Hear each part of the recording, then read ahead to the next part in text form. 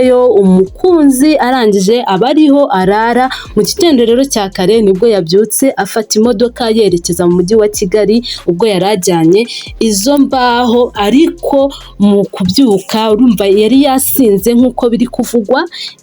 Yavuye aho ngaho ku mukunzi we uba hariya i Muhanga yasinze, afata umuhanda arerekera. Rero ageze ahangaha Irunda mu karere ka Kamonyi, kubera gusinda ndetse byagaragaye yuko naho yari ari muri iyo modoka yagendaga anywa inzoga, kuko akimara kugonga iyi modoka y'abanyeshuri aho yari imaze kubata mu manga, kubakurikiye cyangwa se kubabonye aho iyi mpanuka yabereye, bavuga yuko uyu mushoferi yasohotse mu modoka yigamba ndetse asohoka afite icupa ry'inzoga.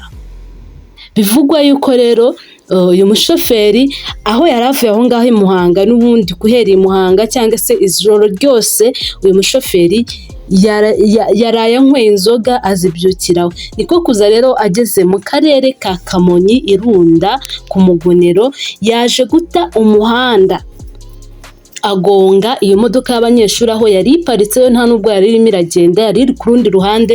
Rero uyu mushoferi yaje guta umuhanda aragenda ahita agonga iyi modoka y'abanyeshuri, aho shoferi w'iyi modoka y'abanyeshuri we yari ari inyuma ari kwicaza abana b'abanyeshuri kugira ngo bagende bicaye neza bajya ku ishuri, dore yuko iyi modoka y'abanyeshuri ari iy'abanyeshuri b'abana bakiri batonya biga mu mashuri abanza, icyo dukunze kwita nka garidiyeni. Ngayo nguko rero, ubwo ngubwo inama nagira abashoferi cyangwa se undi muntu wese utwara ikinyabiziga, nyamuna murekera aho ngaho gutwara ibinyabiziga mwasinze, ko ibi ngibi nta munsi n'umwe polisi itajya ibibakangurira, ikabwira ati niba bumva wasinze hamagara baze bakudepane, niko bavuga.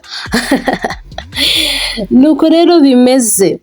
Naho ku mpanuka yabereye Rulindo nk'uko twabyumvisheho, ntabwo ari uko shoferi yari yasinze, ahubwo byateye nyine n'ubundi no kwica amategeko y'umuhanda, akadepasa, noneho yamara kudepasa ipine ry'imodoka rikaza kuba ryaturika, imodoka igahita ibarenza umuhanda ikabamanura mu manga, aho iyo modoka iyi Rulindo ya sosiyete ya International yabashije kuba yahitana ubuzima bw'abantu 19, nubwo nyuma haje gutangazwa yuko hari undi nawe witabye Imana. Ubwo muri Makenya bari kubarurwa nk'abahitanwe n'iyi modoka ya International hari i Rulindo ni abantu 20. Naho ku bijyanye n'iyi mpanuka yabereye Kamonyi, hari kuvugwa yuko abana 4 nibo bakomeretse cyane bikomeye, aho abandi banyeshuri bo bakomeretse ariko ntago bo